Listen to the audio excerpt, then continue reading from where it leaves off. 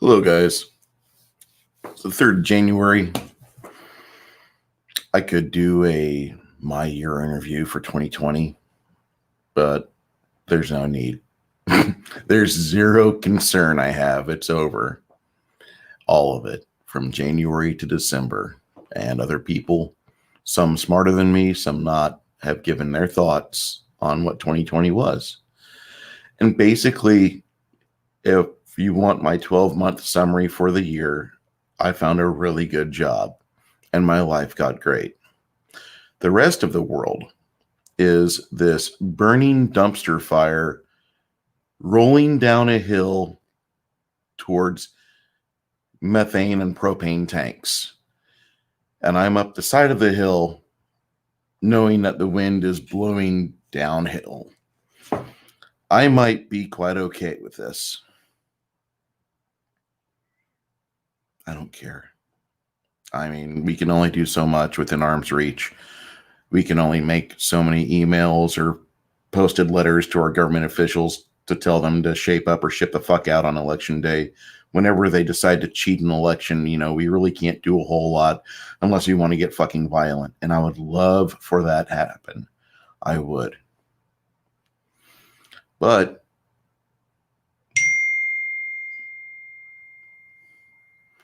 it never fails. People want to talk to you whenever you go live. Oh, Christ's sake. What the hell?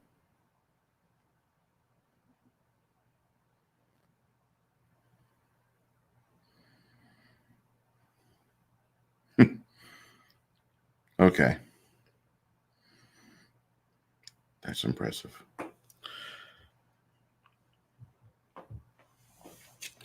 So, welcome to 2021. Here's to a better year. Maybe the rest of the world will wake the fuck up and see that this is the largest transfer of wealth that we have endured within human history since we've started recording this evolution of human history. Let's see if we can get over this COVID thing, which seems to be the weakest. It's virus Darwin is what it is, and very few people that are very healthy have gotten sick and died on it. When I say very few, there's still about 13 to 15,000 people that actually have died with no comorbidities. Okay, but I'm just gonna say, YouTube, this is the year I will probably leave you because you're a fucking censorious cunt. And I really hate Aunt Susan, and I really can't stand liberals, and I don't like your little opinions. And you have your right to have them, but I wish a motherfucker would. Let's begin. All right. Last time I was reading this, I couldn't quite speak worth a shit. I don't know what happened. I had dry mouth. Let's try it with a different drink. So, Elijah had picked up this passenger who she is not exactly the healthy type of person you want to bring in your life. Elijah doesn't really understand this. As much as he might have had some potentially good upbringing, it's not really working out for him. So, Grick looks at the two Missouri State Police interceptors coming up on the interstate. He wipes the sweat from his brow. The cruiser he is driving is running a smooth 110 miles per hour. The occasional need to stay on the shoulder to avoid traffic rises. The police scanner barks with a man's voice. Unknown driver, I know you can hear this. Pull the car over now and place it in park. We're going to give pursuit if you do not obey. Rewind. So, hey, Paulo. So, the last thing that happened with Grick disabled a Missouri State police officer after not having his ID. And the police officer said, "You're a little goblin out here in the middle of nowhere, Missouri. You don't belong here. I'm going to take you in." Now, for any of you that know anything about Missouri, there's a colorful state history there, and I love it. I love Missouri state history more than I like Illinois state history, which is my own home state. But I can't stand the fact that so many people are ignorant to it. up until 1956, it was not considered a hate crime in Missouri to kill a Mormon in the state. To give you an idea of how Missouri was and just how they thought, which it wasn't quite a normal person's thinking. They had endured a lot, and yet you had these people come out of Illinois, which were not exactly people that, what is that word? They had not integrated well with society on the frontier. And they continued to proselytize their own style of living. And it wasn't going good for the two groups of people, the newcomers and those that had already settled within Missouri. So it was an interesting read, and I encourage all of you to read that someday. I know I'll have to put a link in description, because if I give it to you just blankly, you're not going to understand what I'm talking about. In fact, you're just going to blow right past it, because a lot of people don't care. It happened over 50 years ago. It doesn't pertain to today. That's wrong thinking. That's wrong thinking. That's actually modern day thinking.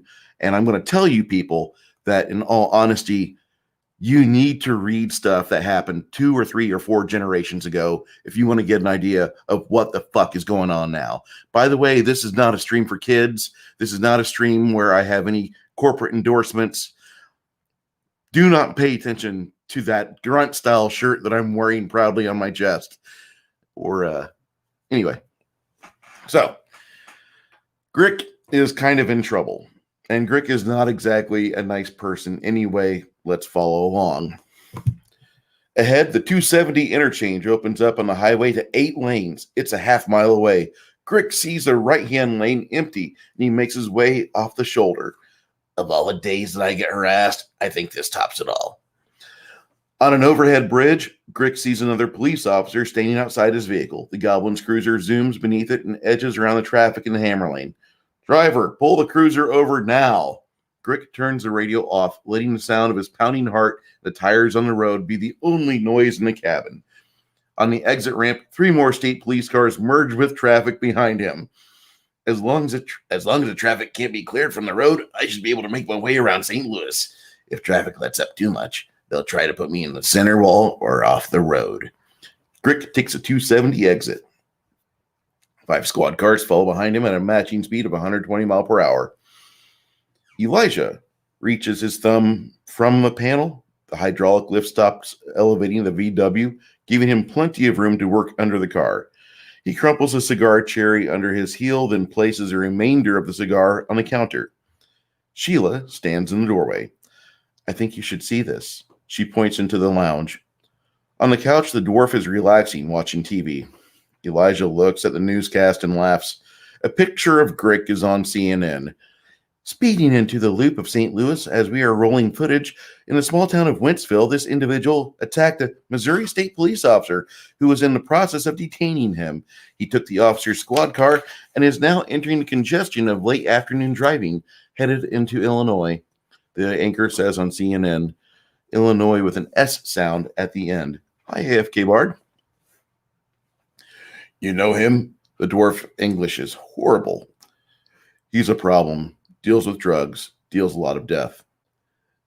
CNN keeps a photo as an insert. Now the majority of the broadcast is the helicopter pilot losing ground as the chase enters 270.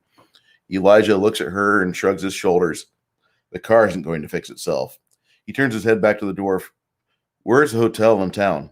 No hotel. We have bar downtown, inn above it. Elijah nods. He pulls another Franklin from his pocket and gives it to Sheila. Go get some sleep. I'll join you in about 5 hours. What all is wrong with it? Enough. We'll get on the road in the morning, no. The dwarf points at the screen. Do you know him? Elijah nods, holding the shop owner's eyes. He was chasing us, ran us off the road. He can't shoot straight either, or else he hates rear windshields. The dwarf snorts. Tell Marcia your car is down here. Your boyfriend is taking care of it. Tell her Alex said to treat you people who do traffic in cash. Sheila looks at Alex How far do I have to walk? Alec tries to sit up on the couch. I'll drive you. Thanks, Alex. Elijah helps him up and walks back to the VW. Don keeps the radio on, listening to the broadcast of the drama on the road ahead of him. I shouldn't have pushed him, he states to himself. Accelerating to 80 miles an hour, he takes a 270 loop. Traveling on the westbound 270, be aware a pursuit is in progress. 6 police cars are en route at close to double highway speeds. If you can get off the loop, do so. Illinois State Police have blocked all exits off 270 in Illinois to Glen Carbon and are preparing to assist Missouri officers in this endeavor. Keep it on 1400 a.m. I was hoping that it wasn't you I saw in the driver's seat of that police car. That'll teach me, right? Don pulls a leaf of khat from his pocket and places it in his mouth. Khat is a locally growing or a narcotic that you find in Africa. Typically, guys will put it under their teeth or in their gums, and they will chew and suck on it. And it does a few things. Mentally, helps deaden a lot of pain. A lot of guys will use it before they get in firefights. It's just something that they do. Agent Monty Williams watches a pursuit on his desktop. Sipping a Dr. Pepper, he sees on the adjacent terminal the criminal history of Grick the Goblin filling the screen.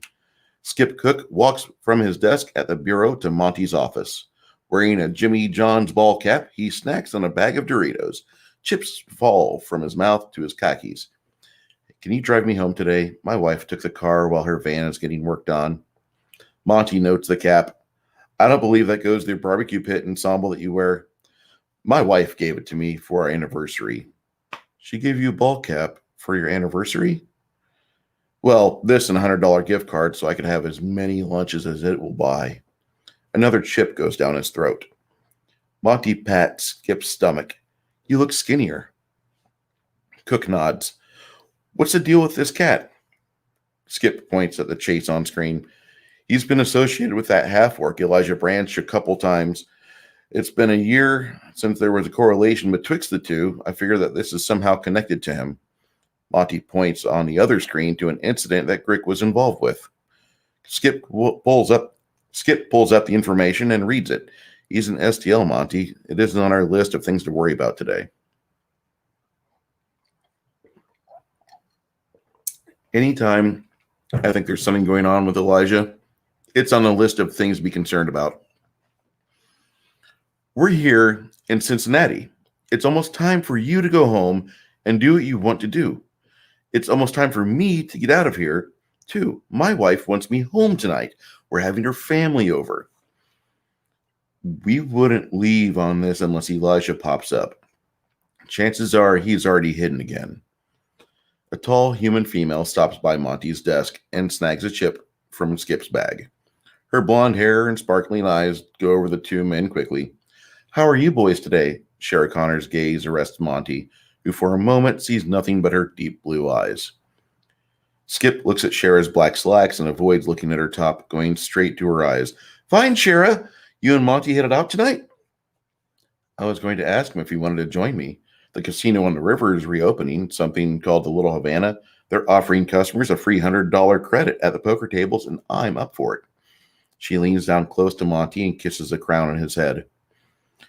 Looks like the undercover work suits you well, Shara. Skip tries to not look at her breasts and fails.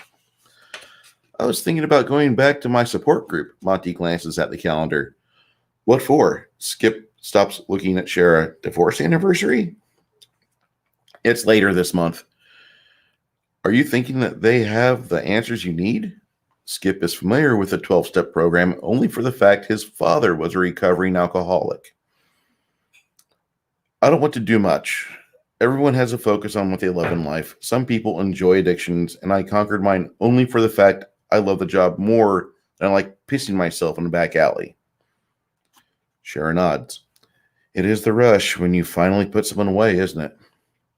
It's more than that. It's the fact that if you do things hard enough, you achieve what you're pushing for.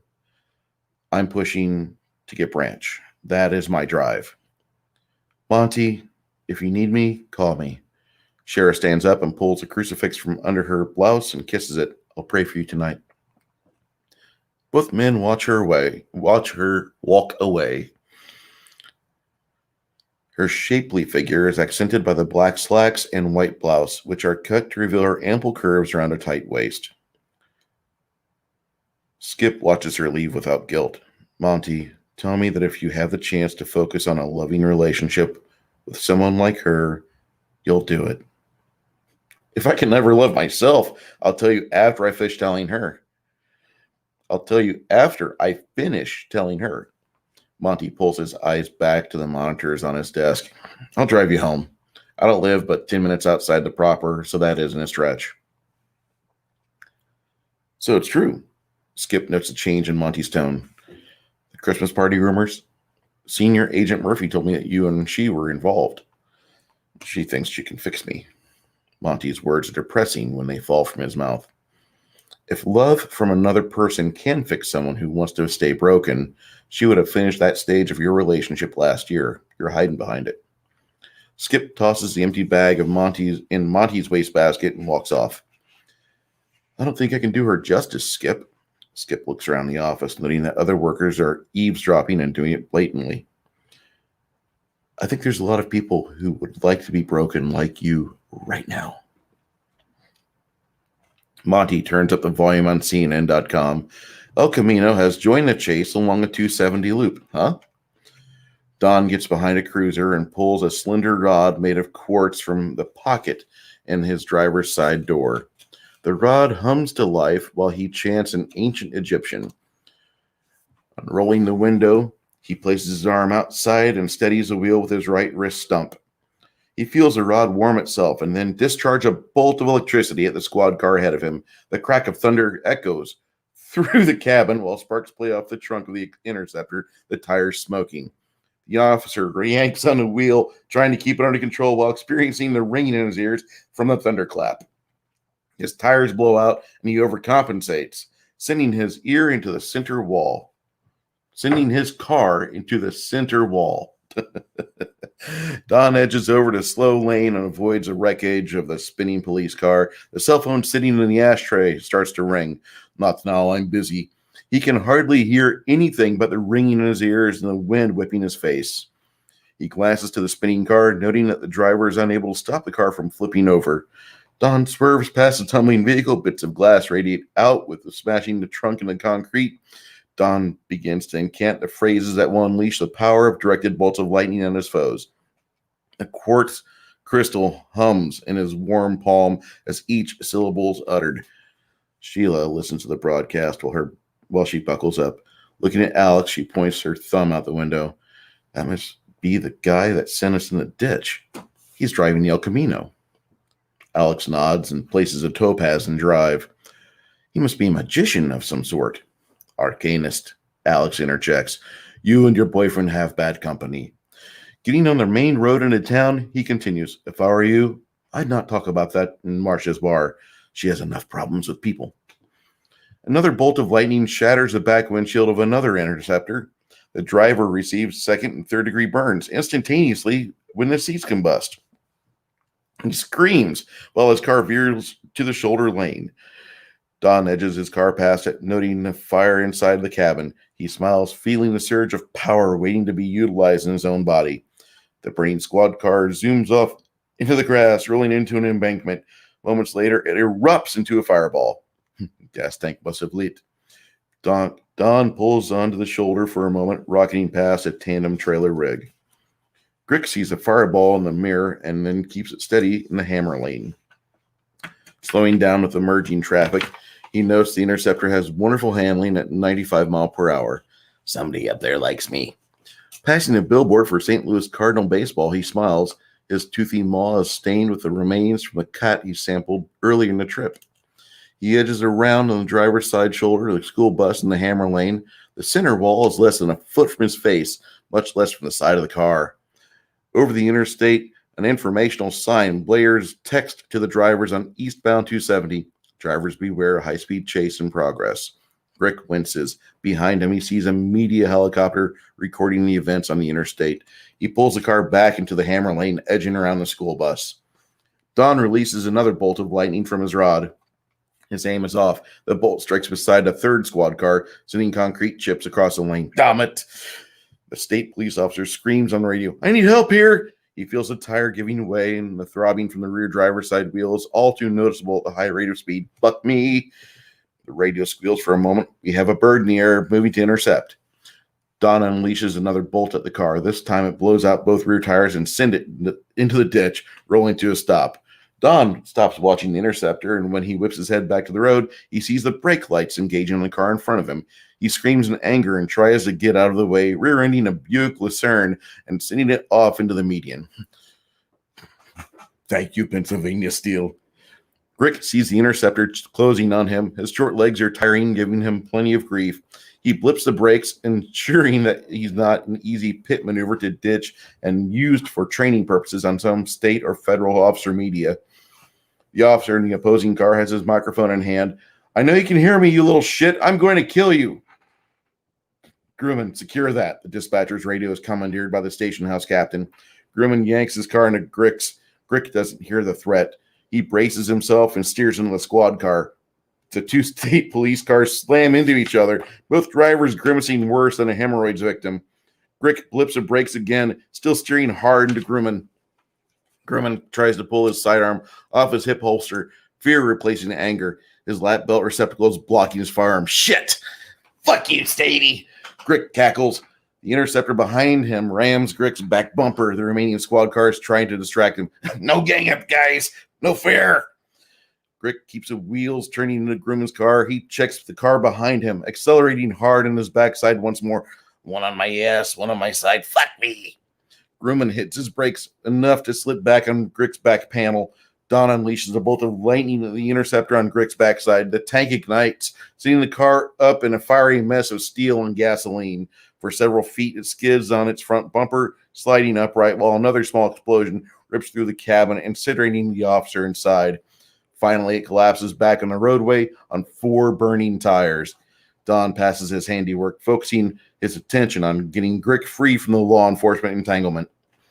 Grick passes the entering Hazelwood city limits sign while he eases off the gas. He starts to position his car in the shoulder to avoid a semi-trailer. Grumman slams the front of his car into Grick's rear quarter panel. Grick's car rolls with the impact and grinds on the center wall that divides the traffic. Grumman sees the semi-trailer move right one lane and allow him a safe working area to harass the hijacked police car. He squeezes the trigger and sees a back passenger window shatter, a splatter of blood across the driver's window, and the goblin slumps a bit to his right. Don holds the El Camino steady with his right wrist stump, looking at the helicopter cutting above the suburbs. He feels something in his lap. The rod of lightning crumbles to quartz dust, swirling about and settling on his pajama pants. Grick slams on the brakes, seeing the state police car slide up his passenger side. He smiles. The exit wound in his right shoulder is worse than the wound on his left, but both are bleeding. Sheila sits at the bar. Smoke hangs in the air like a low cloud. The other patrons are not speaking, but watching the unfolding drama on a large plasma television. Sheila smells the fritters wafting out of the kitchen. For the first time today, she feels like she could eat something. Seeing a pack of filtered smokes, she points at them when the bartender makes eye contact with her. "Go ahead and have one." The bartender's a dark-haired human man in his 30s. With shaky hands, she fishes one out of the box and lights it with a lighter from her purse. Inside the El Camino, it's gaining on the looks like the El Camino is gaining on the last of the local police officers. He's going to ram it. The commentator for Channel 11 is a woman. A bit of disdain for the situation. I think I'm just going to have to hold on just a moment.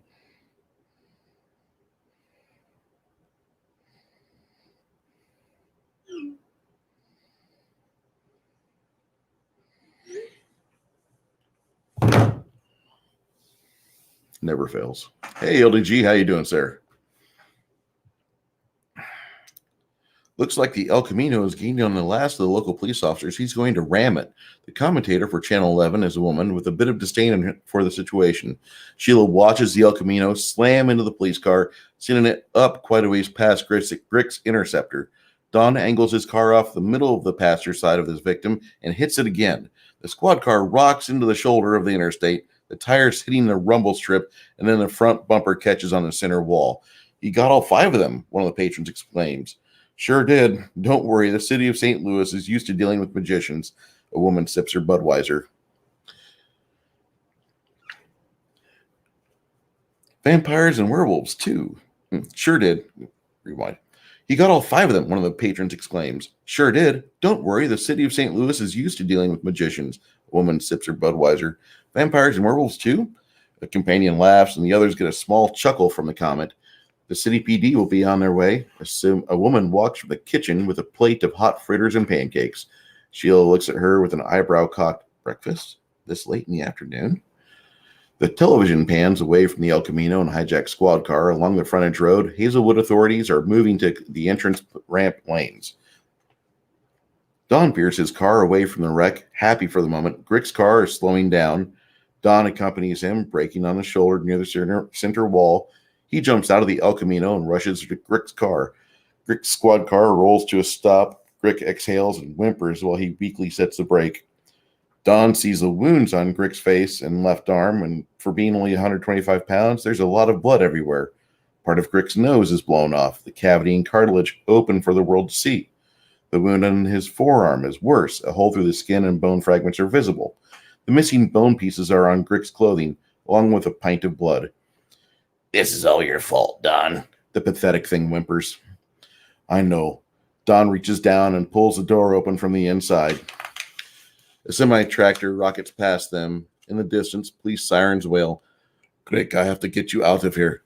His accent rolls out very low. "I need a hospital." Don puts his head under Grick's uninjured left arm. "Come on." He secures Grick against him and feels the goblin's blood saturate his hands. Grick complains the entire time, whining about the pain and jostling down the shoulder. Don puts the goblin in a passenger seat. Sliding over the hood, the Egyptian-born man gets in the driver's seat and gets his battered car rolling again. 4:44 p.m. CST. Don looks behind him. The light bar is distracting him from getting up to speed. "Grick, if I ever have the chance to kill you and be done with you, I'm not going to regret it." He feels the El Camino roar to life, and he focuses on driving forward very, very fast. The low office buildings flanking the interstate rise 10 to 20 stories along the route. While passing full-color advertisements on the bank marquee, he sees that it's now 4:45 p.m. The roads are starting to fill with commuters, not to mention a pack of 8 to 10 squad cars behind him. The speedometer hits the 80-mile-per-hour mark. The El Camino has a strange roar to it, sluggish on the acceleration. "Boots, I need you more than I want to," Don calls out. Grick doesn't stir. Don looks in the rearview mirror, glances at Grick, then turns his head to the backseat. "Hey, Boots." A screechy voice from the vinyl behind Don answers, "You are so rude." "I need you to be helping me out. You can't hide in the back because we're in Bible Belt." A shimmering form takes off the translucent veil. A small figure no larger than a kindergartner crouches in the rear. Its leathery skin and small folded bat-like wings curl around its hindquarters, like it's trying to shield itself from the world at large.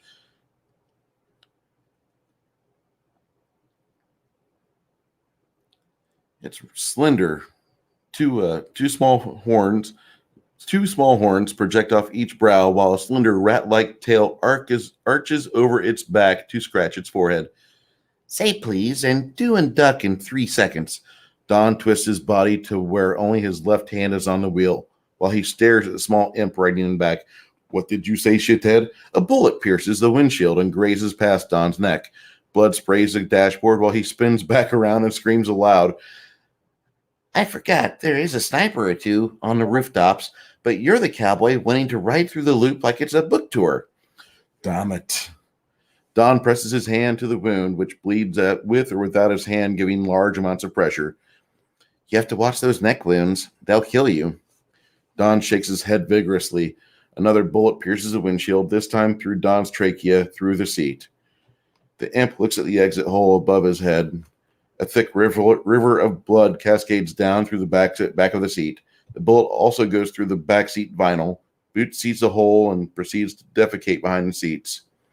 Don whispers, gurgling more than talking, "I need a favor." Pressing his tail through the bloody exit wound in the back seat above his head, Boots smiles and he licks his tail tip clean. The driver is always responsible for the safety of the passengers, Don of the Turkish Arcane Society.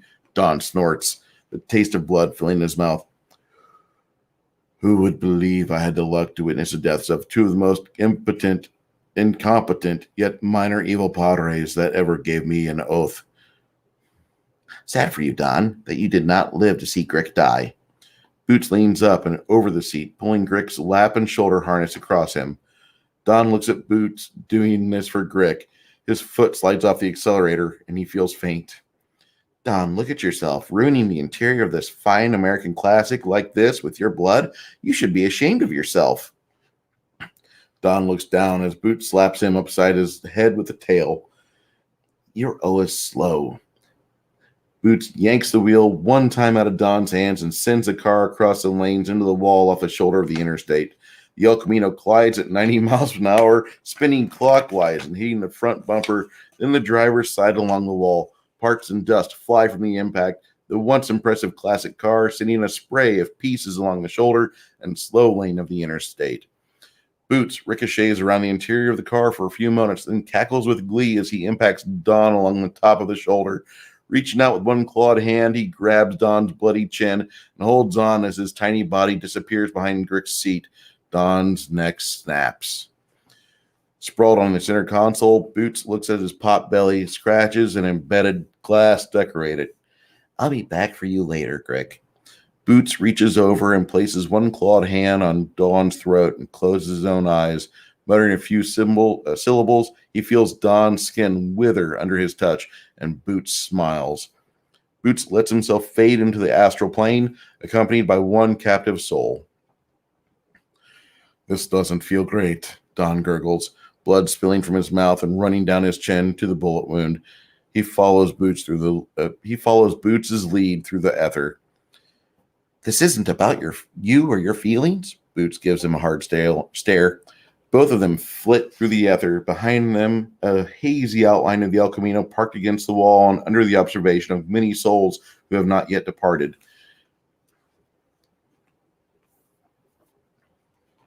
Glad you guys are here hanging out with me today doing this. I'll read for about 10 more pages and do appreciate the compliments there, AFK. I have a lot to learn and a lot to perfect with my narration, and I thank you for the positive encouragement. Elijah turns the key once, and the Buick Park Avenue starts up. The 3.6-liter engine purrs like an adult cat high on catnip. You hear that? Harvey slams the hood down. You know, the SFI engine like nobody else. Who taught you how to work on this foundation of GM cars? He wipes his arms off with the blue shop towel, spreading the petroleum more along his arms and pulling it on the paper. The half-orc grins, stepping out of the car. Once you get new belts, plugs, and these things, they'll go roughly until the odometer hits 300. After that, the wheels fall off and the frame rusts out, especially the ones from Illinois because of the salt usage in winter. Ords! The half-orc gently shuts the driver's door. You have a gift. We found the car in the river earlier last year, and just a month before, when we commissioned some boys to take the gunk out from the hood. She must have sat for almost 19 months. Harvey strides over to the coat rack and pulls 2 cigars from the left inside pocket. Pulling his cell phone off of them, he hands one to the mechanic. Elijah takes it and walks with him to the front of the shop. The smell of garlic-flavored bratwursts hovers around the grill with Elspeth sitting close by. The ancient Weber design allows 3 packages of 5 to be cooked at once with only 14 chunks of charcoal. Elspeth, a senior in Barack Obama High School, watches Elijah keenly. How long will you let that thing idle? Just a couple of minutes. He kisses her on the forehead and watches her face almost wholly relax when he caresses it with his oily hands. You smell like Harvey's place. Elijah's hands drift around her waist, then he kisses her passionately. Moments pass and he kicks up an ankle, Moments pass and he kicks an ankle up behind him before he before she ejects his tongue from her mouth. I'm going to have to read that again. I apologize. Elijah's hands drift around her waist, then he kisses her passionately. Moments pass, and he kicks an ankle up behind him before she ejects his tongue from her mouth. I like the way you kiss me. Elijah stands underneath the undercarriage of the VW Bug. He hears the television from the waiting room describe the series of events to those that were not responsible enough to follow along. He reaches up and proceeds to inspect the underside of the VW Bug. The pest control of doom, he thinks of it.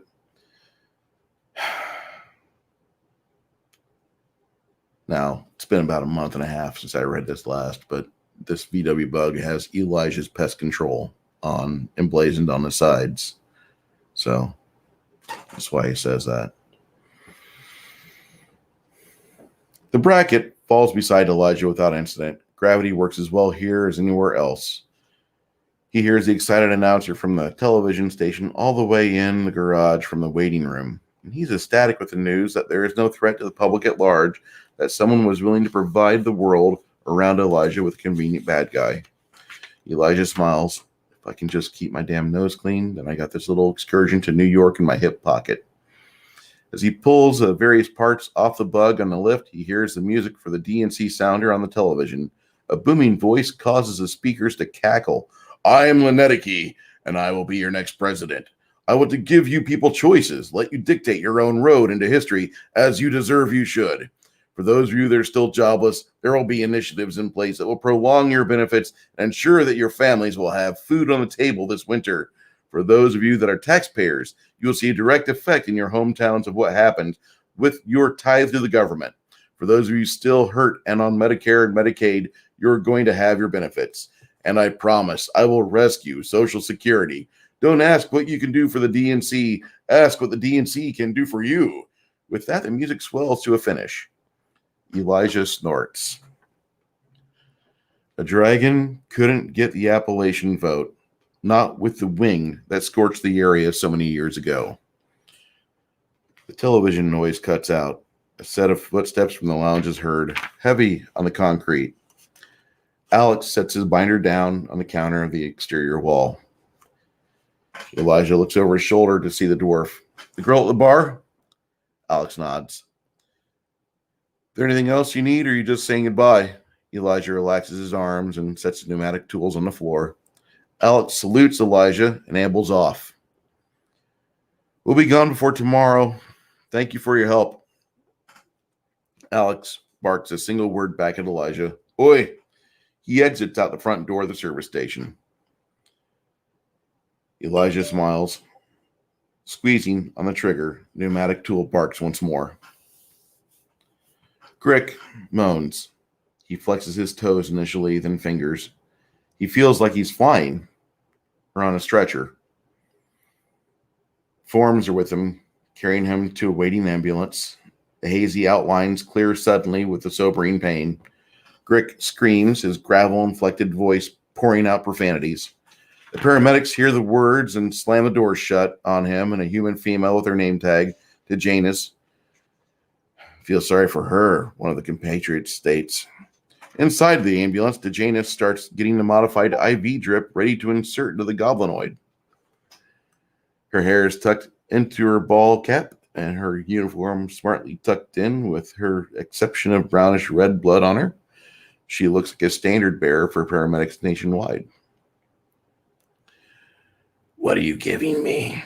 Grick lapses into a mellow moment.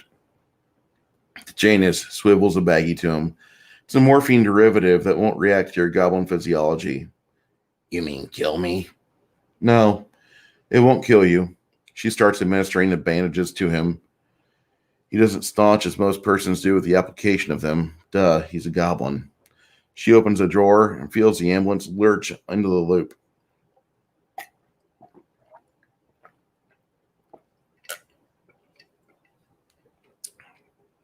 The receiver on her shoulder squawks. How's he looking back there? Like he's done. She releases her thumb from the microphone and goes about her search. Shifting with the momentum, she continues her search. She finds in the second drawer, driver's side, a set of bandages specifically specifically for goblinoids. I'm not going to die. Grick looks at the IV drip. His voice is barely audible compared to the diesel engine and road noise. We get a bonus for getting passengers to the hospital at the end of the month. No offense, but you're our 10th bleeder, and we need you to make it so we can get that what we're due. Grick looks at her funny. His oval-shaped head and large mouth full of teeth pull into a grin. Prevents you from being prejudiced, don't it? Never cared for prejudice. I care about my wallet. DeJanis twists the ring in her left hand.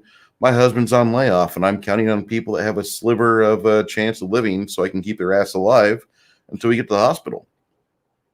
That and the fact that our squad is trying for the yearly high score. Grick snorts. Again, I'm a statistic. In a good way. It sounds better when I say 40 people were saved because of my efforts than when a newscaster is grinning like a Cheshire and states 40 people coughed up a lung in their death throes at an orgy at Wrigley Field. At the bar, Sheila watches the information come on screen while an inset shows the ambulance navigating its way through St. Louis. Here, the survivor is a goblin male by the name of Grick. No surname or anything else. He is en route to Barnes, where a team of doctors are waiting on him to arrive. From the satellite camera feed we have, it's clear he has suffered at least one gunshot wound. From here, his fate will be decided by some of the best interns and student doctors the medical field can provide. The male voice pauses to take a drink of water. A woman's voice takes over while the chase video begins to loop. The entire situation starts a few miles from the town of Wentzville. A state police officer was in the process of detaining the arrest of Grick when the goblin broke free and sliced the officer's throat with his own handcuffs. The male announcer takes over. From there, Grick made his way through the loop of St. Louis while an acquaintance of his provided cover with bolts of lightning fired from a pursuit car? Marcia, the proprietor of the bar, looks to one of the men sitting at the counter. People can fit their guns with a lightning gun? People can fit their El Caminos with a lightning gun? A couple of cigarette smoke. I know I'm not drunk. Marcia, the proprietor of the bar, looks to one of the men sitting at the counter. People can fit their El Caminos with a lightning gun? A cough of cigarette smoke and laughter makes its way around the room. I want one of those. Pew pew. Crack-a-thoom. Another patron raises his glass. The announcer pauses while the footage of the state police guards is rocked off the road by the arcane power. The various camera angles never display the origin of the lightning. Sheila steps off her stool and heads for the bathroom. I have better things to do than sit in here and get drunk watching the same nightmare over and over again on television. She runs her hands through her hair and then digs out a brush from her purse. Combing the worst of the tangles and knots out of her mane, she grimaces. Elijah stands in the repair pit of the garage, lowering the VW to where it's in arm's reach. He continues to press the button. It descends for a few more inches to where it's comfortable for the half-orc to do a transmission repair. A noise gets his attention. He stops making the car descend. A pair of black female loafers are in the hallway leading to the customer waiting room. You're here? Good. Sheila stomps over to where she can lay low and watch. I thought you'd be at the bar. I was going to toke up there, but last time I did that in a public place, someone had a hard time with me. So figure you'll come over here and give me the pleasure of being around you and you really don't give a shit, eh? Elijah busies his hands with getting the tools ready. At his feet, the transmission from a like bug rests in the dismantled glory. I can't watch television. It's like a crisis or an event must be replayed numerous times for us to get desensitized to it. Grick. That's all it's on. Personalities talking about it calmly and repeated footage of the state police getting hammered off the road.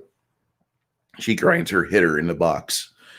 It should provide us with enough cover to get the hell out of St. Louis. We can get going where we need to be. As long as the geomorphic cameras out here in the Midwest aren't worth a shit. So what are you wanted for? She lights her one hitter. What am I not wanted for? Fuck, I used to be a nice guy that just was great with cars. Elijah slams pieces into place. The good thing about VW is that with enough spare parts, even a monkey like me can get something like this roadworthy. Sheila's eyes grow worrisome. You ever raped someone? Elijah doesn't look her way. I've killed a rapist before. Awesome. She inhales, letting the full force of his words impact her before she crawls off to the side of the garage and vomits. Elijah doesn't look at her, trying to fit the pieces together while his shoulders scream at the sudden outburst of exercise and fatigue from atrophy. When she finishes wiping her mouth and pulls her hair over her right shoulder, she comes back weaker to be given the question, Are you a rapist, Sheila? She laughs at his question. Looking at her white sleeves, which are rolled to her elbows, she chuckles for a moment. Should I worry about you if I take advantage of you? The low laugh escapes from underneath the carriage. You can't rape the willing. Sheila looks down at herself for a moment. Her white shirt and black pants and apron are deplorable. So if I get turned on by a man that uses his hands, you wouldn't stop me from coming down that pit and having my way with you. I'd rather you wait for me to shower. I'm covered in more liquids than most porn stars ever see. Sheila inhales once more, the crumpled leaves exhausted. She's on her final puff. She holds it for a second. I'm sorry for being a bitch. The smoke swirls around her head for a moment, then wafts up. Elijah looks at her. You ever find someone that wanted to know who you were? I probably didn't care about enough. I probably didn't care enough about myself at the moment. I just knew at the time I'd be getting what I wanted, not what I needed. Ever work on cars before? He grunts. She rolls to her feet and heads to the stairs to the mechanic's pit. Underneath the car, she looks to Elijah. Tell me what to do. As she fits her ears with plugs and then sets some muffs over them, he begins to smile. Usually I do this stuff alone, he yells while he has her attention. She won't hear him when the tools are in action. I've never done this before. He sets the pneumatic tools aside for a moment and hugs her. She doesn't know what to do at first, but reciprocates, feeling her earmuffs press into his blocky head. Monty steps in the conference room. At the far end is a man in a Cincinnati police officer's uniform. He has a freshly shaved head. Most officers in the month of May, preparing for activity of the summer, do. He stands looking out the window into the Cincinnati proper and out of state into Kentucky. Jonathan Sweet, officer of this fine city for 8 years. You summoned me? Sit, Monty.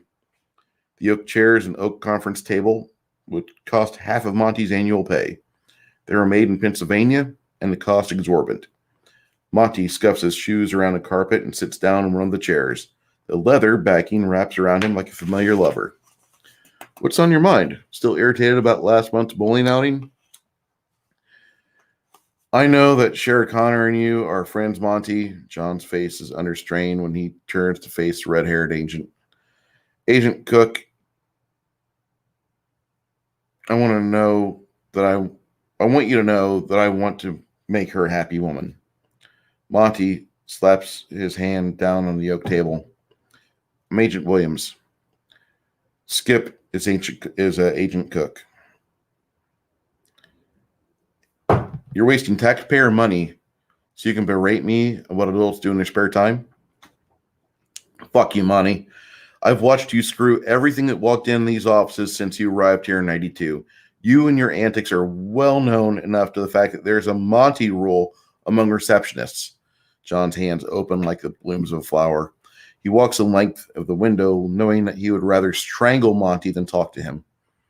John, this has nothing to do with me professionally, does it? I'm owed this. What, the chance to tell me that I'm a bad person for being single, not getting people pregnant, and offering my body to the temple of their vagina when they're open for worship? It sounds like to me you're still pissed about the fact that she came back here instead of going anywhere after her training period ended. You wanted something to continue, which wasn't really something now, was it? Monty's face tilts. Stop pacing the window like some stupid animal and face me at the table. She's more than your disposable vagina, Monty. Monty mimics John's angst-ridden tone. She's more than your disposable vagina. She was mine before you and Skip and the whole crew decided to make this your roosting place. I'm still wondering how it would look to the public instead of you and me out there punishing bad guys. We're in here circling the same tree like two lions trying to mark territory. You're a saint, Monty. You've got a badge, sweet. Either way you look at this, you can go out on the town and some stupid whore will get blues crazy for you and offer kids and the whole package if you're game for being a father and husband. She'll see you for what you can offer her and security of having a husband in blue. She could join the Appalachian Girls Club and go out for a week during summer without us or the kids, and she could bitch about how terrible it is being married to someone with a union job and benefits, $70,000 a year at the highest pay tier, and how would she ever be able to contemplate living like a single mother working at Walmart if it wasn't for you? Monty slaps the table once again. So, I'm just supposed to let you have her. Monty, I didn't offer her free candy. She made a choice. I wasn't aware of you and her in each other's lives, and I really don't care, because if she decides tomorrow that she wants someone else instead of me, then fine. I will get over it. I got over the fact my wife was a cheating bitch. I got over the fact that my mother wasn't faithful to dad. I guess that I could be bitter to women in general, but if Shara proves me wrong, then I wouldn't complain. John shakes his head. So I'm just supposed to let you have her. How many girlfriends have you had? Are you a virgin, John? John blushes and a scowl quickly takes his place in his face. Dude, I totally see what happened here and I'm sorry. Monty slaps the table again, palms down. But you need to let it go. There are a ton of women who want a guy that is decent, would actually not be a slut puppy like myself. I can't help it that I replaced a Simmons rule, but he had been out on retirement for a couple of years before I stepped in here. What do you suppose we do about this? John crosses his arms. I'll do what I can to get you a new chew toy, but you have to let people live their lives. I know that you're shit hot on the locals here in the building and they like you. But personally, you need to loosen up and live a little and get your dick wet there, because there's a ton of women who would find honor in giving you that virginity thing up, giving that up to them. You're going to get me a girlfriend, Monty? No, I said I'd get you a chew toy. You have to have the skills to keep her interested. You're not a bad looking dude. You work out, you're fit. You don't smoke, do you? Monty activates his internet access on his PDA. This was written at a moment in time when a PDA was still a potential accessory.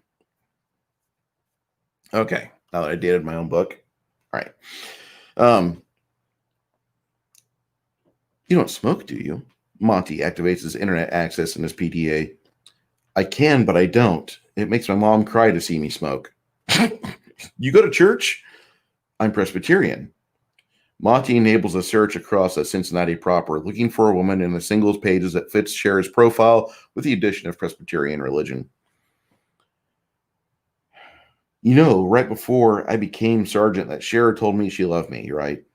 John watches Monty's breathing slow down. You're in the web, aren't you?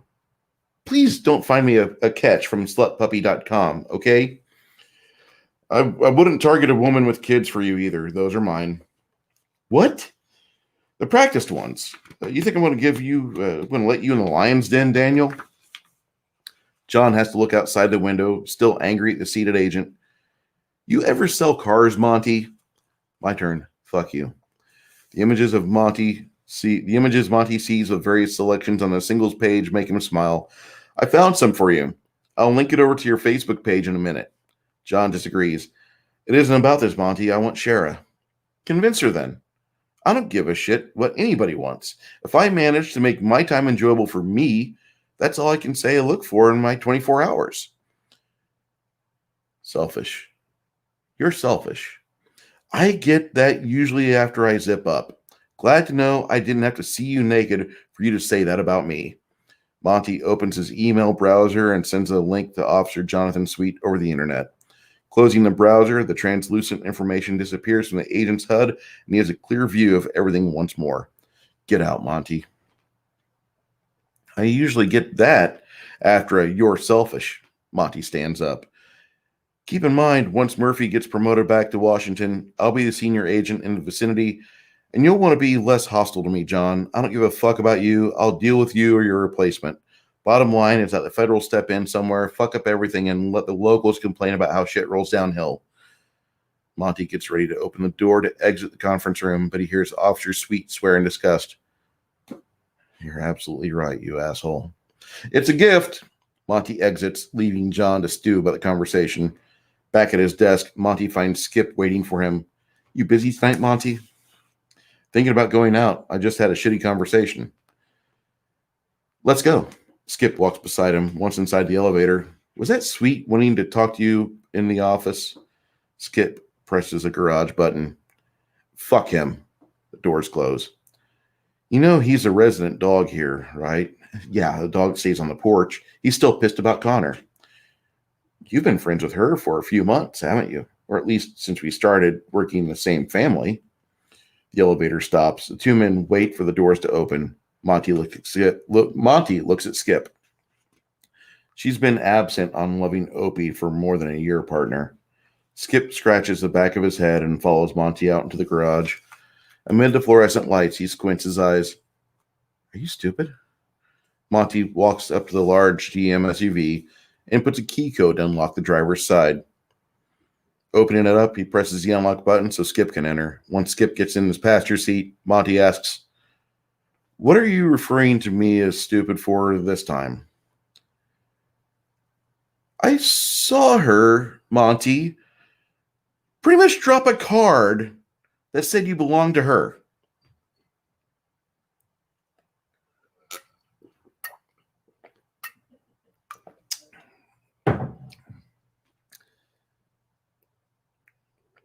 I saw her today pretty much drop a card that said you belonged to her. So I don't communicate on a level as married people do. Skip pauses, remembering a brief marriage that Monty referred to long ago. It was a quick affair doomed to failure. I guess you don't. I forget from time to time the dancer you brought to my bachelor party was actually your fiancée at the time. Monty looks at himself in the mirror before starting the SUV. Running the comb through his short red hair, he looks at his friend. I wish I could take back the time I wasted on her. I usually don't regret much, even my addiction to alcohol, Skip. So you're stuck in the past, Monty. I need to get home and get the shirt in the wash. There's some sauce on it from the local rib joint, and Janie will beat me like a... He looks at Monty and follows it with a, oh hell, never mind. Monty starts his vehicle up and navigates out of the parking deck. You were going to say redheaded stepchild, right? While your skill with relationships suck, you are perceptive. Skip, I don't know what to think of Shara. Don't. Does she make you happy? Monty slows it down, braking at the red light. When did I stop playing racquetball? 2 Aprils ago, you bastard. You left me. I'm not as angry as I once was. Granted, I try to keep her out of my head. Sometimes I feel like she just knows what to say to me. Like she's some enchantress or psychic that knows how to turn me into her orgasmic plaything. No wonder Sweet wants to see you take the St. Louis promotion. Fuck that virgin. Skip laughs. You're kidding me, right? Monty accelerates and drifts into the left lane to brake at another red light. I hate the fact we get out of work at the same time everyone else does. Skip rubs his hands together. Cincinnati isn't a fucking hole like Baltimore. I mean, that city has so many issues with crime, corruption, nepotism, and plain idiocy. It makes Illinois look like a safe haven for deep thinkers. You still hate that state, don't you? 4 years ago tomorrow, I was robbed of the best arrest I've made yet. Alfred Daly connected everything, most of everything north of Interstate 80. Should have just shot him. Skip. You were on the sauce. Skip waves to kids on the school bus. I'm proud that you didn't. We have enough problems in that hellhole. It doesn't negate the fact that I should have done it. I'm Monty Williams, and I should never have regrets. Skip exhales. I'm just saying that we had the governor dead to rights, and because the initial hearing was in his home state, everyone involved with putting him away, and the fact that there were Scarzinis popping their knuckles in various prisons, hoping to get a new roommate that was, you're right, Skip. I try to be modest.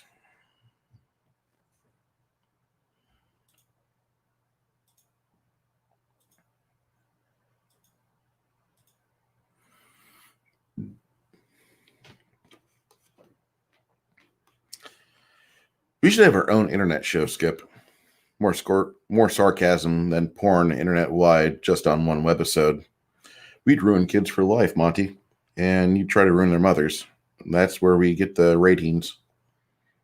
The Monty porn. I was given another crack at the Monty rule in administration. Apparently, the secretary pool has a rule named after me. Simmons did too. How's he doing? Living life, I guess. His fifth wife just had another baby for him. Monty looks out the driver's side window. Lots of traffic today. So, Cher's most recent boyfriend before you, of course, is a virgin. Skip, I'm going to go to St. Louis. No can do, Padre. Why not? Murphy's out of the office tomorrow. Informed me he wants you to do babysitting duty for the office. Stay out of the secretaries. Hell, I think that Branch roosts somewhere in the loop around St. Louis, right? What are you going to get him on? We'll do the daily approach. As long as the arrest isn't in Illinois, we got him. But there, the judges see how many charges he's got, someone has, and how keeping them out could keep the cops busy for a few more years. Would really just be better to sentence him to 3 years probation and monitor the bastard. Can't monitor his whereabouts if he has an internal PDA like you. The IP tracking laws explicitly state that it's against the global laws and regulations. What if his feet are touching in Missouri or Tennessee? It's a global law. You're looking at putting the Bureau through the ringer that Murphy has been careful not to let us tangle with. Murph is setting up his retirement by not ruffling feathers. You'd be a good pupil of his if you'd take a lesson or two, Monty. Murph never wanted to make his career by breaking criminals of their bad habits. Monty shakes a pointy index finger at Skip's face. Monty, I love you, man, but why why are you changing things out of your control? Just be happy that those within the office don't want to kill you, except Sweet. Sweet isn't a bad guy. I'm going to help him get a date if he opens a link on Facebook. He comes across as too bland or too forceful. That's why he doesn't have anybody, Monty. Monty drums his fingers on the wheel. Yeah, that's why Shara moved her campsite over to your side of the mountain, cowboy. Skip opens that glove box, taking packets of barbecue sauce out. Hey, what the hell are you doing? Monty watches a 3-pack of condoms fall into Skip's hands. You don't need those. You married your wife. Janie's cooking tonight. Anything to cover up her inadequacy in the kitchen, Monty. I'm just thinking about me and my taste buds tonight. He puts the condoms back in the glove box. Just shut that. Monty's hand waves while he takes a left into a residential neighborhood.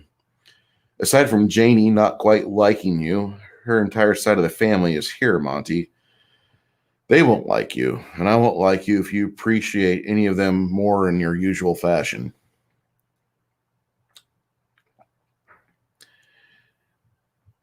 Monty drives in silence, noting the pair of grills on the front porch.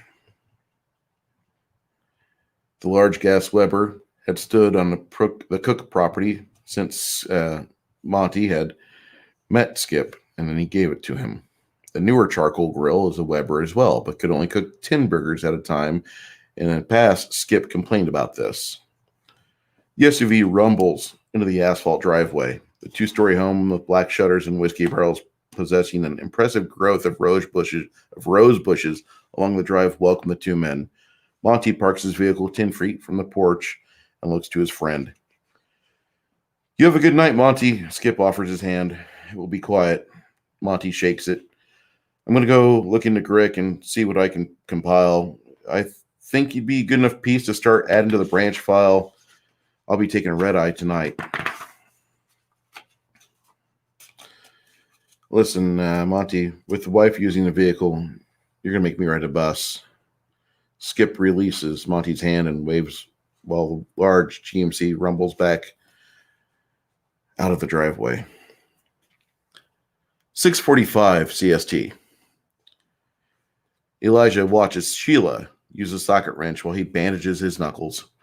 You're going to snug it up in a few moments, so once it's in place, go ahead and ease off. Her few loose strands of hair fall on her face while she works. I should probably do this for a living. This is easier than dealing with morning people. Elijah doesn't respond. In the forefront of his mind, he's trying to envision her breastfeeding their children. You okay? She finishes and turns to face him. Rubbing the Band-Aid and knuckle, he lets his hands hang loosely at his side. I want you. She smiles and her face turns a shade of red. I thank you. Most guys see me as a quick piece of ass. Elijah smiles and exhales slowly while he lowers himself into the pit. We have a few more hours of work. I don't know about you, but I'm thinking about calling for a pizza. That would be awesome. Her stomach growls, and Sheila and Elijah both share a laugh. Elijah then follows her out of the pit. She looks over her shoulder to see him staring at her behind. I'll call the locals and see if they have a special. Good, I need to pee. He heads for the restroom. After cleaning up, he exits to find Sheila in the waiting room, flipping through the stations. Find a shitty movie and we'll watch that. It looks like it's Exploitation Tuesday on Channel 9. She settles a feed while the beginning credits from Escape from Chicago start to roll. Oh, this is the best in the Doug Connor series. Shit, I don't even want to go back and fix anything for 2 hours. Sheila steps from the television around the corner to make a phone call. Elijah half listens to her make the order while he watches the easy-to-follow steps of how to start an action movie. The special should be 2 larges. Doug Connor stands underneath an L train overpass. His trench coat billows softly while the horns softly build in the background. He's licking the yogurt off his tusks while impressively scooping out the remainder with a plastic spoon. A 2-liter of Pepsi.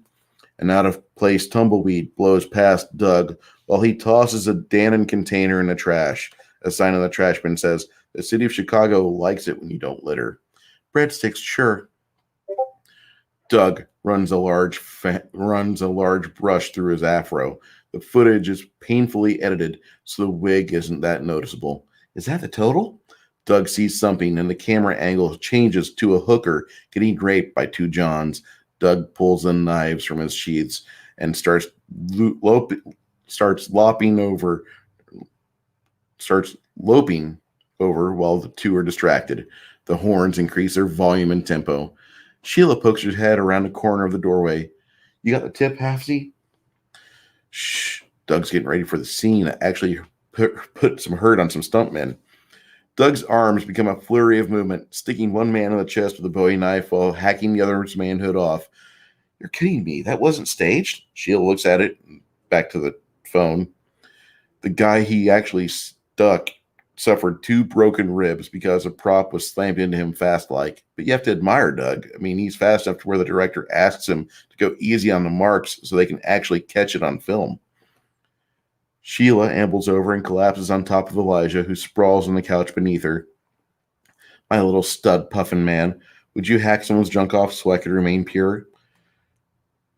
If you're saying pure, I'm going to laugh at you, Sheila.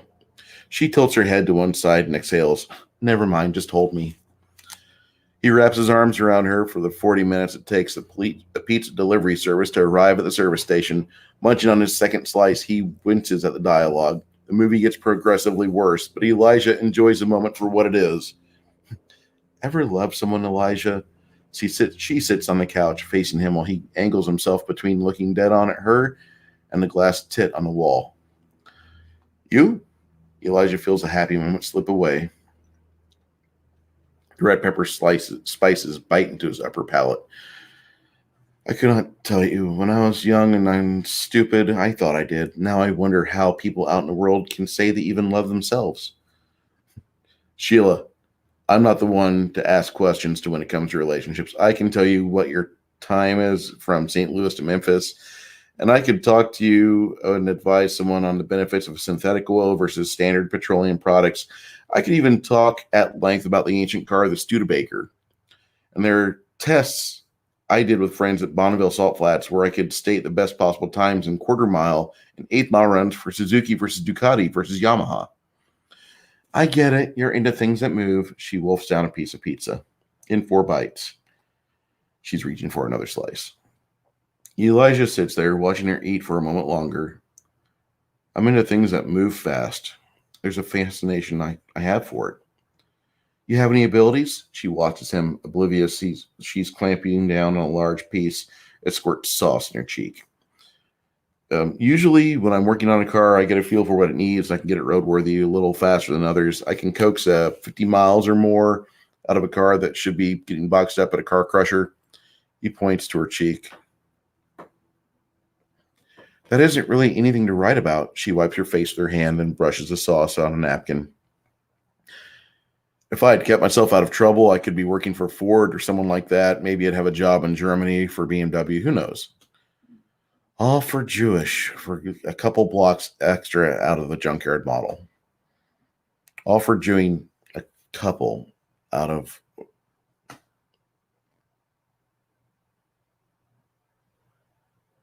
Rewind.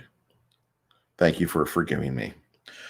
All for doing a couple of blocks extra out of a junkyard model. It's pretty good, Elijah. Sheila, your mom would be so proud of you for upholding American tradition and being a bit racist or bigot. Americans aren't the only racists in the world, Elijah. Did you know that in Saudi Arabia, there are no dwarves or elves? What? It happened on the quiet. After the shift, people who turned into something special were shown the door or business end of a stone. Elijah shakes his head. What about half-orcs and everything else over there? No, it's primarily a bunch of humans. No halflings, gnomes, no orcs rape the pretty young teens. Muslims do that. People over here don't talk about it, though, and we still import a lot of oil from those towel heads. Elijah's face. All I ever want to know about international affairs and the demi-human man, waitress and conversationalist extraordinaire Sheila. What's your last name again? Fuck you, Elijah. It's McCormack. Sheila McCormack is my given name. Irish. I would have never thought that. Well, usually I don't give it at all, or else I'll use the last name Wells. Again, a name off the islands of Europe. What the hell, Elijah? Did you spend your youth either with cars or a globe and a book about name origins? Well, I find it fun. You know, where someone hails from, you probably have an idea of why they're in front of you now. I can't believe I wanted to sleep with a half-black man. Elijah puts a pizza slice on the plate. Standing up, he smirks and walks back into the mechanic's bay. Upon hearing pneumatic tools being used, Sheila smiles and proceeds to finish the last 2 pieces of a pizza. All right. So we're on page 133 now. I did minor editing while reading that to you. And I really hope that you guys enjoyed it. I hope you guys had fun. We'll do a summary at some point of what I thought of 2020, but if you want to know what that is and you guys are just now showing up, it's at the start of this video, and I really don't care about 2020 as it's over. I learned my lessons. I have a great job that I started this year. That's why you don't see me on YouTube as much as I want to be, and trust me, there's plenty of times I want to get on stream or panels with y'all. I just, in all honesty, I find a lot of happiness in my work. I got a new girlfriend. I moved her in. She's doing very well. And I can't complain about my life. I'm not saying it's perfect and it's great and wonderful and I have all the money I want, but I can say that I'm having first world problems. I'm not endangering myself. I'm not getting run over by tanks in the Eastern Europe, or, you know, Putin's forces are shooting me to death in the Ukraine. I'm happy and I'm an American man. Okay. And I hope you guys have yourself a great day. I'm going to go pop over to Makini 90s channel later on today, and we're going to paint figurines for D&D, and you guys are going to see some effort being done on that. He's got some ETEP as a special guest today, so I do recommend all of you check that out. If you guys are watching this on a rewind, cheers to you. This is a blend of tequila and Gatorade, which is one of my favorite drinks. I know that sounds very basic and amateurish, but I like Gatorade because any alcohol you put into it goes almost straight to your veins, and it helps out that accelerant. That might be why I don't speak well. I don't know. You, everybody, have yourself a great day. If there's any questions you have, please leave them for me in the comments, and do be sure to like, share, and subscribe if you think I'm that cool and important. I really don't think so. But at the same time, I do appreciate the friends I've met on here. You guys in the chat are exactly what helps a channel grow.